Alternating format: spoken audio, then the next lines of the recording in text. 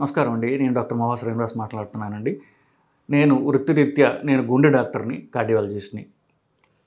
So, ఇవాళ మనం discuss చేయబోయే అంశం ఏంటంటే, చాలా డాక్టర్లు వెయిట్ లాస్ ఇంజెక్షన్‌లు గురించి చెప్తున్నారండి అని కొంతమంది. రెండవది 3, 4 నెలల్లో నాకు పెళ్ళుందండి, లేకపోతే మా చుట్టాలకు పెళ్ళుందండి, అర్జెంటుగా నేను 3 నెలల్లో వెయిట్ తగ్గాలి అని చెప్పేసి కొంతమంది.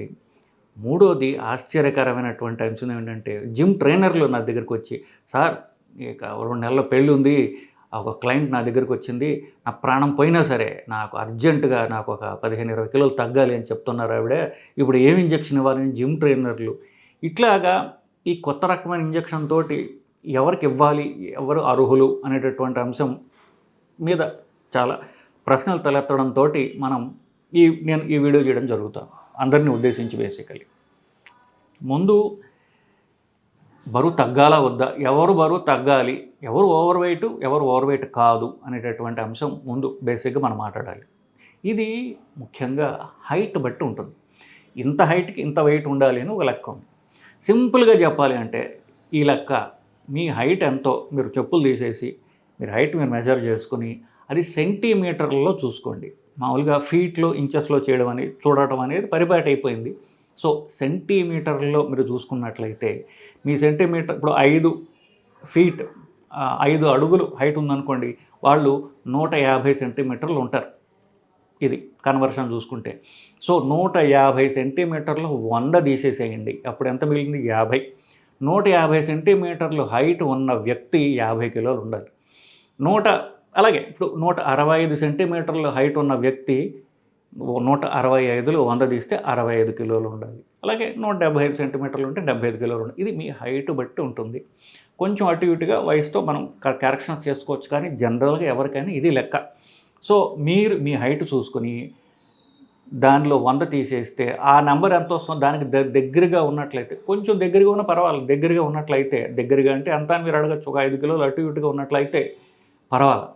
అంతకంటే ఎక్కువ ఉన్నట్లయితే ఇంకొక 2.5 కిలోలు వేసుకోండి. 7.5 కిలోల కంటే మీరు గనక ఎక్కువ ఉన్నట్లయితే మీ డిజైర్డ్ వెయిట్ కంటే, అప్పుడు మీరు ఓవర్ వెయిట్ అని లెక్క. అప్పుడు మీకు బరువు తగ్గాలి అనేటటువంటిది మీకు చెప్పబడుతుంది. తగ్గకపోతే ఏంటయ్యా?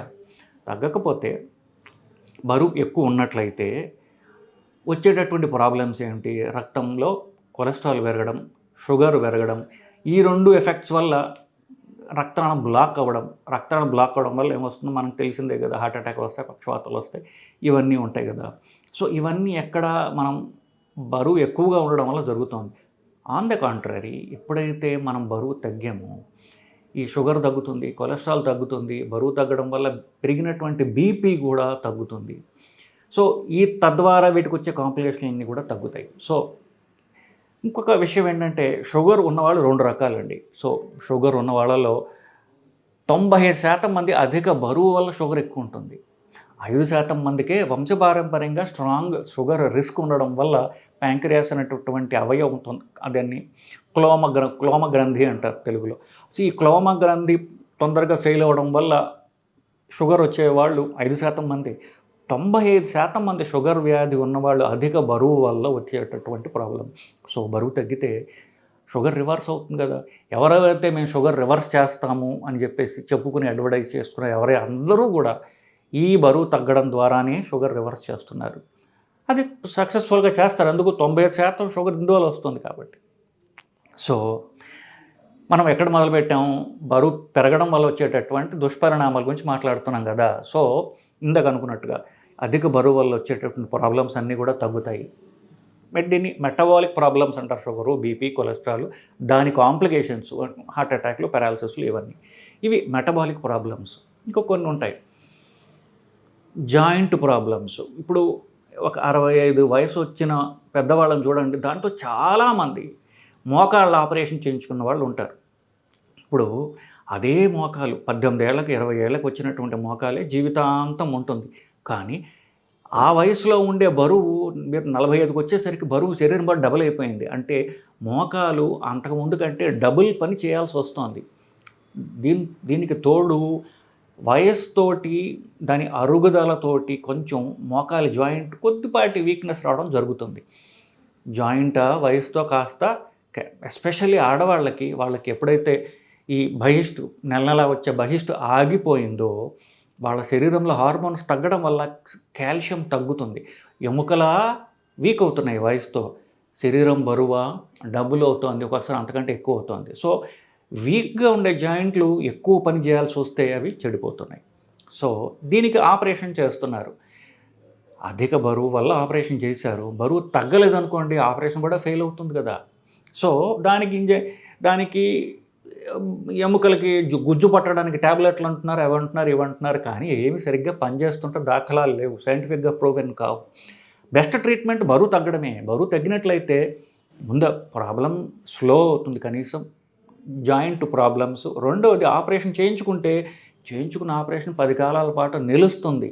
సో మెటబాలిక్ ప్రాబ్లమ్స్ వచ్చే షుగర్ బీపీలు కాకుండా జాయింట్ ఎస్పెషల్లీ మోకాలు నొప్పులు ఉన్నవాళ్ళు, మోకాలు ఆపరేషన్లు చేయించుకున్న వాళ్ళు కూడా బరువు తగ్గడం అనేది ఎంతో అవసరం. వీళ్ళందరూ కూడా ఈ వెయిట్ లాస్ ఇంజెక్షన్కి అర్హులు అని చెప్పడం జరుగుతుంది. ఇంకొకటి ఉంది, అది చాలామందికి చెప్తే కానీ తెలియనటువంటి అంశం ఏంటంటే గోరక. రాత్రి పడుకున్న వెంటనే గట్టిగా గొరక పెడుతుంటారు వాళ్ళు. వీళ్ళందరికీ కూడా మెడ కింద ఎక్కువ ఫ్యాట్ ఉంటుంది. అంటే శరీరం అంతా ఫ్యాట్ ఉంటుంది, అది మెడ కింద కూడా పేరుకుని పోయి ఉంటుంది. దానివల్ల ఊపిరి ఆడక వాళ్ళకి గొరక వస్తుంది. ఈ గొరక గట్టిగా పెట్టే వాళ్ళందరికీ కూడా గొరక వలన వాళ్ళకి బీపీ పెరుగుతూ ఉంటుంది. ఎందుకు? రాత్రి పడుకోగానే గొరక వల్ల వాళ్ళకి ఊపిరి సరిగ్గా ఆడదు. ఊపిరి బాగా దీర్ఘంగా గాలి పీల్చినప్పుడు గాలి ఆడక వచ్చేటటువంటి శబ్దం గొరక. సో దీనివల్ల మెదడుకి ఆక్సిజన్ సరిగా అందదు. సో వాళ్ళకి గాఢ నిద్ర పట్టదు. సో ఏం చేస్తారు, పగలంతా వాళ్ళు ఎక్కడ కూర్చుంటే అక్కడ టీవీ ముందు ఈ ఫోన్ చూసుకుంటూనో కంటిన్యూస్గా తూలుతూ ఉంటారు. కొంతమంది ఫోన్ పట్టుకోగానే సరే తూలుతూ ఉంటారు, నిద్రపోతుంటారు. దీనికి కారణం అధిక బరువు వల్ల వచ్చేటటువంటి ప్రాబ్లము గొరక.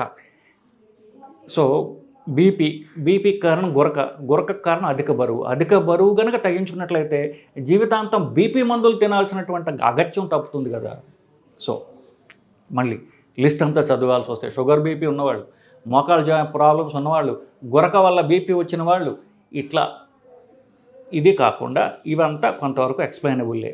కొంతమంది సార్ నాకు బరువు ఎక్కువ ఉంటాను, నాకు షుగర్ వచ్చింది, కొలెస్ట్రాల్ వచ్చింది, హార్ట్ అటాక్ వచ్చింది, స్టెంట్ అయింది, బైపాస్ అయింది, ఇప్పుడు నేను బరువు తగ్గడానికి ఇంజెక్షన్ తీసుకోవచ్చా? తప్పనిసరిగా తీసుకోవచ్చు.